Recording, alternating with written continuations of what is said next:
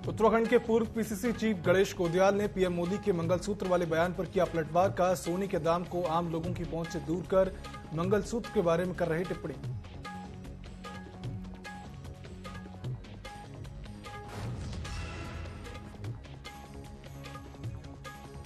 मतदान को लेकर उत्तराखंड के पूर्व सीएम हरीश रावत का बयान। का एक बहुत बड़े हिस्से में मतदाता ने अपने लिए किया मतदान।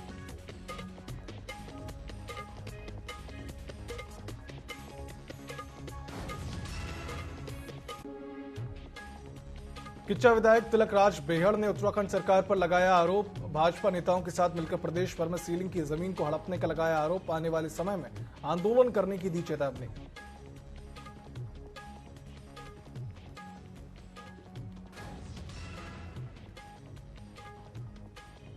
चारधाम यात्रा की तैयारियां शुरू। 10 मई को गंगोत्री यमुनोत्री के खुलेंगे कपाट। स्वास्थ्य सुविधा के लिए तैयारियां पूरी। स्वास्थ्य सचिव ने दी जानकारी।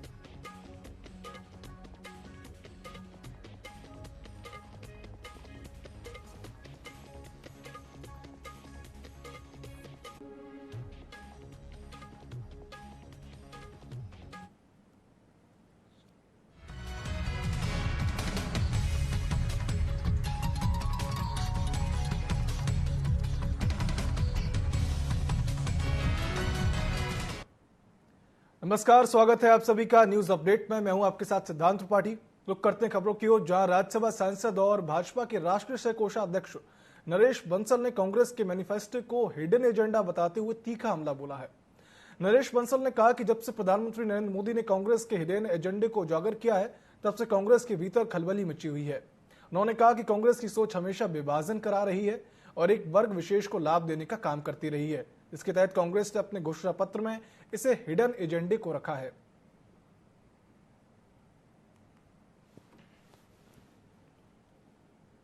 हम देश में संपत्ति का सर्वे कराएंगे, एक्सरे कराएंगे। हमारे समाज में, हमारे देश में, हम यहां तक कि जो स्त्री धन है, जिसको कानून से भी सुरक्षा है, उसका भी इन्होंने कहा सर्वे कराएंगे। उनके पास कितना धन है और ये तय करेंगे कि कितना रखा जा सकता है। ये भी तय कर सकते हैं, मैं काल्पनिक रूप से कह रहा हूं अभी, कि अगर आपके पास 4 लाख है तो ये कहेंगे आप 2 ही लाख रख सकते हैं, 2 लाख रुपए सरकार जो ले लेगी। आपके पास जितना सोना है, स्त्री धन है, उसको ये सर्वे करके, एक्सरे करके कोई 10-20 ग्राम आपके लिए छोड़ देंगे, बाकी ये जब्त करने की तैयारी है इनकी। लोकसभा चुनाव उत्तराखंड में प्रथम चरण में ही संपन्न हो गया है। वहीं कांग्रेस के बनाए गए मैनिफेस्टो पर भाजपा लगातार आरोप लगा रही है। प्रदेश के मुखिया पुष्कर सिंह धामी ने कांग्रेस के शपथ पत्र का कड़ा प्रतिरोध किया। मुख्यमंत्री ने आरोप लगाया कि कांग्रेस देश की मेहनत की कमाई को वर्ग विशेष को सौंप देना चाहती है। मुख्यमंत्री धामी ने कहा कि कांग्रेस की सोच हमेशा से विभाजनकारी और तुष्टीकरण की रही है। वहीं कांग्रेस के प्रदेश अध्यक्ष करण महारा ने अपने मैनिफेस्टो को लेकर भाजपा पर गलत बयानबाजी करने का आरोप लगाया है। सूचना के अधिकार पर साबित हो गया, उसको आज तक खाली ना करा पाया हो।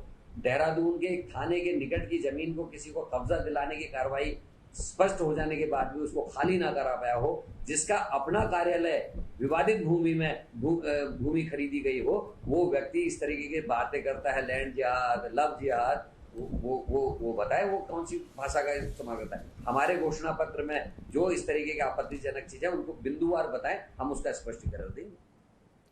बद्रीनाथ धाम की यात्रा तैयारियों को लेकर चमोली जिलाधिकारी ने बुधवार धाम को निरीक्षण किया, जहां उन्होंने यात्रा व्यवस्थाओं से जुड़े विभागों को सारी व्यवस्थाएं चाक चौबंद करने के निर्देश दिए और साथ ही जिलाधिकारी ने यूपीसीएल, जल संस्थान और नगर पंचायत को बिजली, पानी की व्यवस्था और मार्गों को आवाजाही के लिए सुचारू रूप से चलने के लिए निर्देश दिए। इस दौरान मुख्य विकास अधिकारी और एसडीएम सहित अधिकारी वहां मौजूद रहे।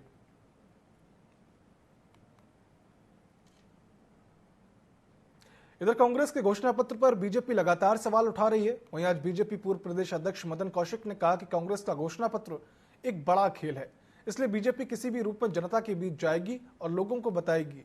वहीं पूर्व सीएम हरीश रावत ने कहा कि मदन कौशिक समेत भाजपाइयों ने अपना घोषणा पत्र तक नहीं पढ़ा होगा और कांग्रेस के घोषणा पत्र पर यह सवाल उठा रहे हैं, क्योंकि बीजेपी में जो एक व्यक्ति कहता है उसे सब दोहराते हैं। साथ ही हरीश रावत ने कहा कि कांग्रेस ने इस देश की बुनियाद को मजबूत किया है, लेकिन बीजेपी ने इन 10 सालों में जितनी कुरीतियां फैलाई हैं इससे देश बर्बाद हो जाएगा। इसलिए कांग्रेस लोगों से आह्वान करते हैं कि इस बार बीजेपी को उखाड़ फेंकना है।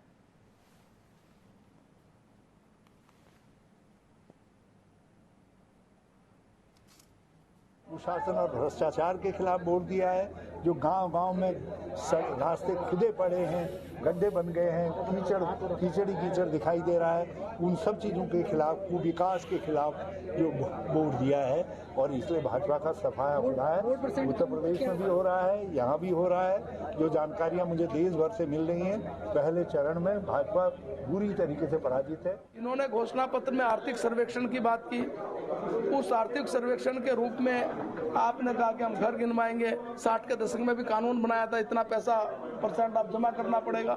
यानी ये जो घोषणा पत्र है ये बहुसंख्यकवाद को और अल्पसंख्यकवाद इस रूप में डिवाइड करता है।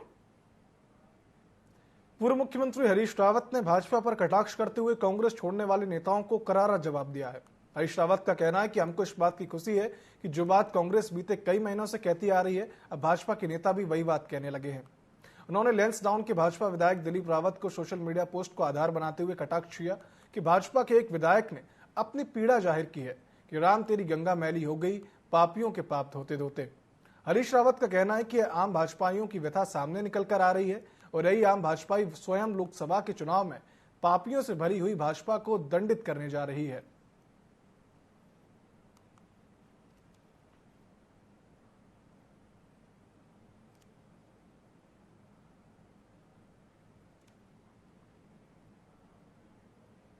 नैनीताल हाईकोर्ट ने 23 अप्रैल को नोटिफिकेशन जारी कर जजों के तबादलों की सूची जारी कर दी है, जिसमें कहकशा खान को उत्तराखंड हाईकोर्ट का नया रजिस्ट्रार विजिलेंस बनाया गया है।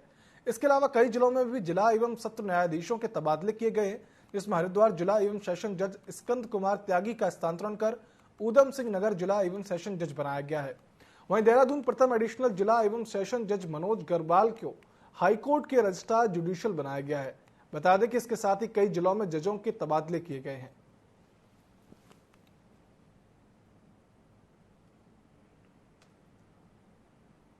बीआरओ के 65 आरसीसी ग्रेफ के अधिकारियों और कर्मचारियों ने कुटी से जोलिकांग की 16 किलोमीटर सड़क से बर्फ हटाकर सड़क को मंगलवार शाम को वाहनों की आवाजाही के लिए खोल दिया।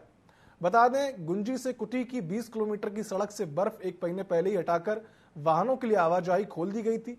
धारचूला के एसडीएम मंजीत सिंह ने कहा कि व्यास घाटी में कैलाश और ओम पर्वत तक की सड़क खुल जाने के कारण 2 मई से इनर लाइन परमिट जारी किया जाएगा।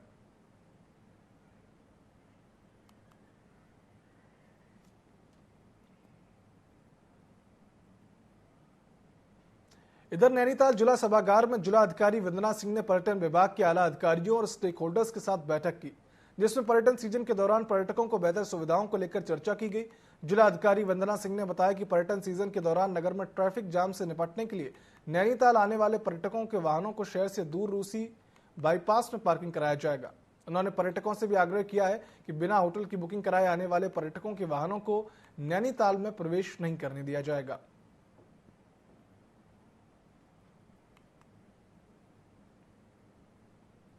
आवश्यक व्यवस्थाएं ट्रांजिट पॉइंट्स पर करी जाती हैं, जहां शटल सर्विसेज चलती हैं। उन बेसिक कम्युनिटीज़ को प्रोवाइड कराए जाने के लिए भी काफ़ी सारे जो इश्यूज़ हैं वो इस मीटिंग में डिस्कस हुए हैं। सभी जो लाइन डिपार्टमेंट्स हैं उनको निर्देशित किया है कि अपनी जो आगामी सीज़न की तैयारियां हैं, जो भी इश्यूज़ अभी अधूरे रह गए हैं, उनको इस हफ्ते के अंदर अंदर कंप्लीट कर लिया जाए। उसके बाद प्रशासनिक अधिकारियों को उस व्यवस्था के वेरिफिकेशन के लिए भी निर्देश दिए हैं, उसका वेरिफिकेशन भी कराएंगे। जहां अस्थायी रूप से पार्किंग इत्यादि चलाने की ज़रूरत महसूस हो रही है, वहां उस लैंड को यूटिलाइज करके हम लोग अस्थायी पार्किंग्स भी चलाएंगे। और जो व्यवस्थाएं हर साल शटल सर्विस इत्यादि की करी जाती हैं, उनमें सुधारीकरण के भी निर्देश दिए हैं। हल्द्वानी में डॉक्टर सुशीला तिवारी राजकीय अस्पताल में रखे इलेक्ट्रॉनिक गैजेट और बैग पर हाथ साफ करने वाला चोर को पुलिस ने गिरफ्तार कर लिया, जिसके कब्जे से पुलिस ने बाइक और बैग बरामद किया है। वहीं पुलिस ने हल्द्वानी निवासी वेदांत मौर्य को गोली मारने के आरोप में फरार चल रहे 2 आरोपियों को गिरफ्तार किया। बताया जा रहा है कि दोनों आरोपियों को आईपीएल में टीम बनाने को लेकर वेदांत से विवाद हुआ था। फिलहाल पुलिस ने दोनों को जेल भेज दिया है।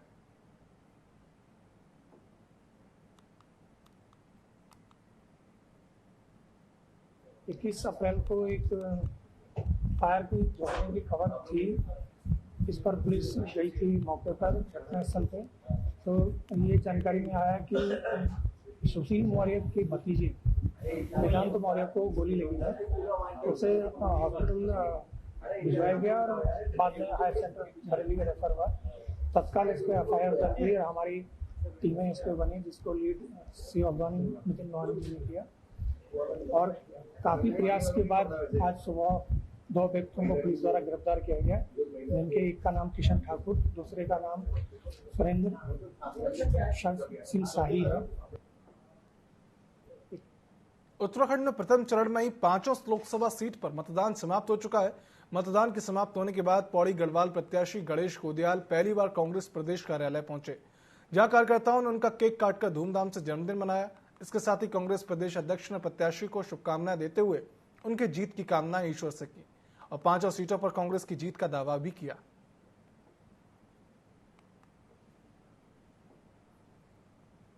चंपावत के लोहाघाट थाना क्षेत्र के कालाकोट गांव के एक युवक ने एक सरकारी शिक्षक और अन्य लोगों के खिलाफ मारपीट का आरोप लगाते हुए थाने में तहरीर दी। दरअसल बुधवार को युवक शादी में शामिल होने गया था, तभी शिक्षक और अन्य लोगों ने लाठी डंडों से युवक की पिटाई कर दी, जिससे युवक के कंधे और हाथ पर गंभीर चोटें आई हैं। वहीं थाना प्रभारी एसओ ने युवक का मेडिकल करवाया और रिपोर्ट मिलने के बाद अग्रिम कार्रवाई करने की बात कही है। जगमोहन कुमार के साथ हुई थी, तो उसने मेरा धक्का देकर हाथ तोड़ दिया, तो इसमें मेरा हाथ टूट गया है। तो उसमें कार्रवाई कराऊंगा उन्हें, पूरा टूट गया है। 1-2 बार इन लोगों को मैंने माफ़ कर दिया था, लेकिन इन लोगों ने बाद में अपने मतलब ये नहीं मान रहे थे, तो इसकी वजह से मेरा हाथ भी तोड़ दिया इन लोगों ने। तो मैं पूरी कार्रवाई करूँगा इनके साथ, जहाँ तक होगा वहाँ तक मैं अपना हक लेके रहूँगा, उसके साथ केस भी लूँगा। टिहरी में जनपदीय सड़क सुरक्षा समिति और चारधाम यात्रा की व्यवस्थाओं को लेकर बुधवार को जिलाधिकारी मयूर दीक्षित की अध्यक्षता में बैठक आयोजित की गई, जिसमें जिलाधिकारी ने वाहन दुर्घटना स्थलों पर क्रैश बैरियर लगाने और रोड के किनारे साफ सफाई रखने के निर्देश दिए और साथ ही पुलिस और परिवहन विभाग को संयुक्त रूप से चेकिंग अभियान चलाकर लोगों को सचेत करने के लिए निर्देश दिए। वहीं जिलाधिकारी ने DDMO को मोबाइल नेटवर्क को लेकर संबंधित अधिकारियों से अपडेट रिपोर्ट लेने के निर्देश दिए हैं।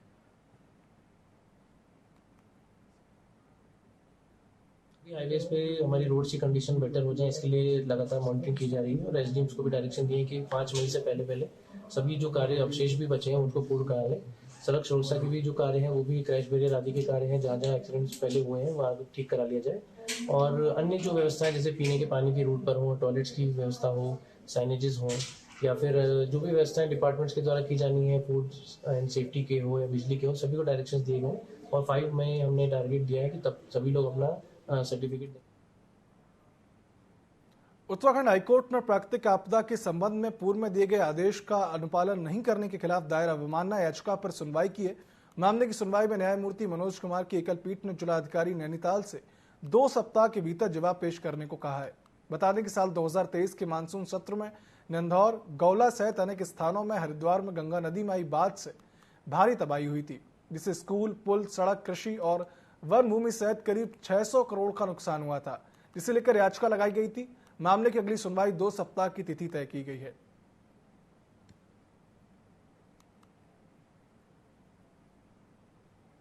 उत्तराखंड परिवहन निगम के सबसे पुराने डिपो में से एक लोहाघाट डिपो आजकल बदहाली के दौर से गुजर रहा है। बुधवार को परिवहन निगम के राजेंद्र फरत्याल और अन्य रोडवेज कर्मियों ने बताया कि डिपो में लंबे समय से सहायक महाप्रबंधक और फोरमैन का पद खाली चल रहा है। डिपो में खराब और समय पूरा कर चुकी बसों का मजबूरी में संचालन करना पड़ रहा है, जो कि आए दिन रास्ते में खराब हो जाती हैं। सहायक महाप्रबंधक व फोरमैन के न होने से कर्मियों को कई दिक्कतों का सामना करना पड़ रहा है, जिसे लेकर रोडवेज कर्मियों ने निगम और सरकार से जल्द डिपो को नई बसें देने और सहायक महाप्रबंधक और फोरमैन के रिक्त पदों को भरने की मांग की है।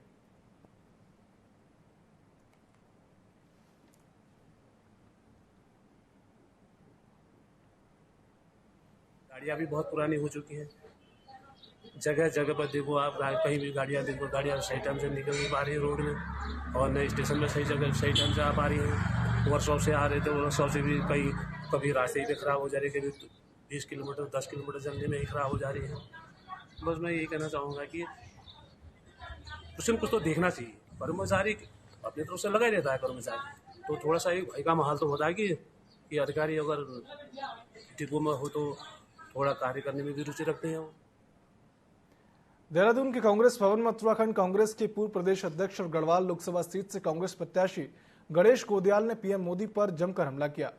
प्रत्याशी गणेश कोदियाल ने पीएम मोदी के मंगलसूत्र वाले बयान पर पलटवार करते हुए कहा कि जिस सरकार ने सोने के दाम को आम लोगों की पहुंच से दूर पहुंचाया, वो मंगलसूत्र के बारे में टिप्पणी कर रहे हैं।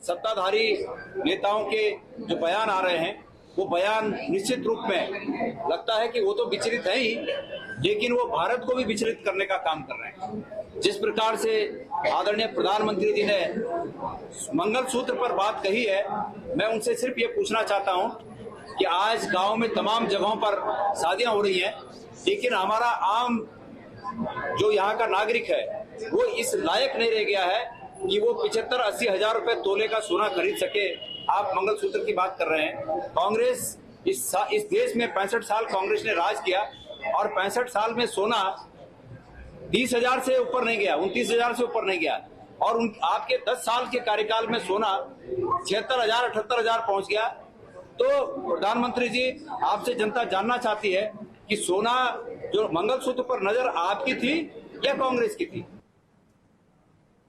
उत्तराखंड के पूर्व मुख्यमंत्री हरीश रावत का मतदान को लेकर बयान सामने आया। उन्होंने कहा कि परिवर्तन और स्वयं मतदाता चुनाव के मुद्दे थे। एक बहुत बड़े हिस्से में मतदाता ने अपने लिए मतदान किया। उन्होंने आगे कहा कि मतदाता ने 2014 के बाद जितने चुनाव हुए उसमें पहली बार अपने बारे में सोच करके वोट डाला है।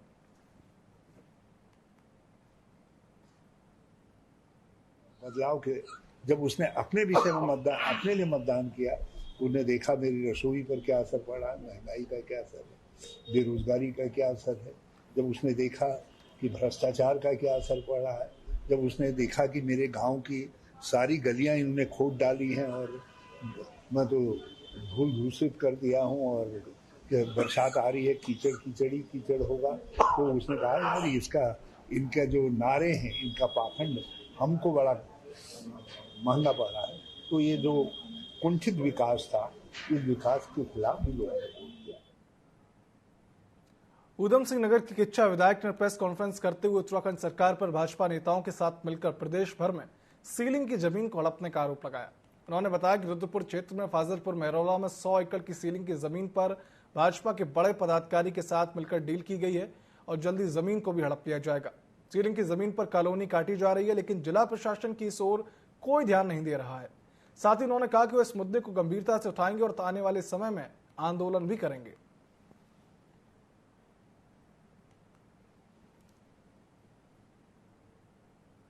100 एकड़ जमीन फाजिलपुर मेहरौला की खुर्द-बुर्द होने जा रही है सीलिंग की। सीलिंग से उसको बाहर किया जा रहा है और उसको फिर रजिस्ट्रियां होंगी उसकी, उसके बावजूद खेल होगा पूरा। और उसके अंदर सारे भारतीय जनता पार्टी के बड़े बड़े नेता कॉलोनाइजर हैं उसके अंदर शामिल, बड़े बड़े लोग उसके अंदर शामिल हैं। 12 एकड़ जमीन रामनगर के पीछे सिंगा की जमीन भी सीलिंग वाली खुर्द-बुर्द हो रही है।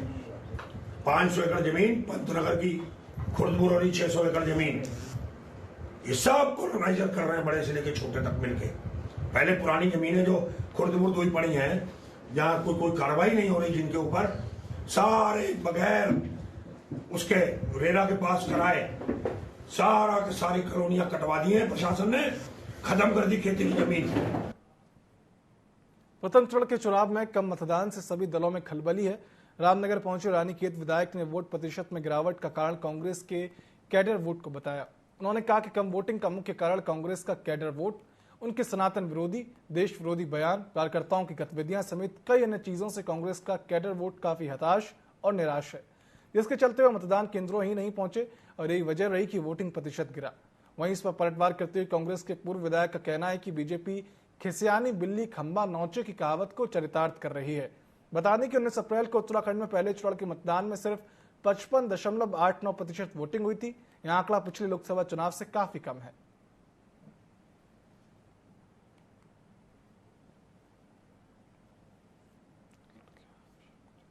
कर्णप्रयाग रेल लाइन किस स्थिति में कोई नहीं जानता। 2023 में ट्रेन पहुंच जाएगी कह रहे थे, 2022 तक पूरे देश में गरीबों को, बेघरों को मकान मिल जाएंगे कह रहे, आप कह रहे 3 करोड़ बना दिया, एक को भी नहीं है। तो और इसके साथ ही जो 2 करोड़ हर साल बेरोजगारों को रोजगार देने, किसानों की इनकम दोगुनी करने, किसानों का कर्ज माफ करने, 15 लाख हर खाते में डालने, जिनमें कोई काम नहीं हुआ, महज लफाजी हुई। और यही कारण है कि मोदी इस बार, जहां पिछली बार उन्होंने उत्तराखंड में करीब आधे दर्जन से ज्यादा है सभा की, इस बार उन्होंने पर्वतीय क्षेत्रों में तो एक भी सभा नहीं की। जो कांग्रेस का कैडर बोर्ड था वो कांग्रेस के सनातन विरोधी गतिविधियों के कारण और कांग्रेस के राष्ट्र विरोधी जो उनके बयान रहे या उनके कार्यकर्ताओं के जो क्रियाकलाप रहे उससे बहुत हताश और निराश था और वो मतदान केंद्र पर नहीं गया और वोट प्रतिशत गिरने का ये बहुत बड़ा कारण मुझे लगता है। कांग्रेस जीत का दावा कहां से करे। मैं अपने लोकसभा क्षेत्र के और अपने विधानसभा की बात करूं, जिन बूथों पर मेरे चुनाव में कांग्रेस के कार्यकर्ता बड़े सक्रिय रहते थे, बड़े जोशो खरोश के साथ बड़े ग्रुप में रहते थे, मेरे आधे से भी ज्यादा बूथों पर उनके कार्यकर्ता नहीं, उनके टेबल नहीं लगी थी और उनके कोई एजेंट वहां पर नहीं थे। बहुत हताशा और निराशा है कांग्रेस के कार्यकर्ता में कहीं न कहीं। अब क्योंकि 4 जून तक उन लोगों को एक आशा बधाई रखनी है अपने कार्यकर्ताओं में, इसलिए मुझे नहीं लगता कि कांग्रेस कहीं भी टक्कर में। न्यूज अपडेट फिलहाल इतना ही। आप देखते रहिए TV24। नमस्कार।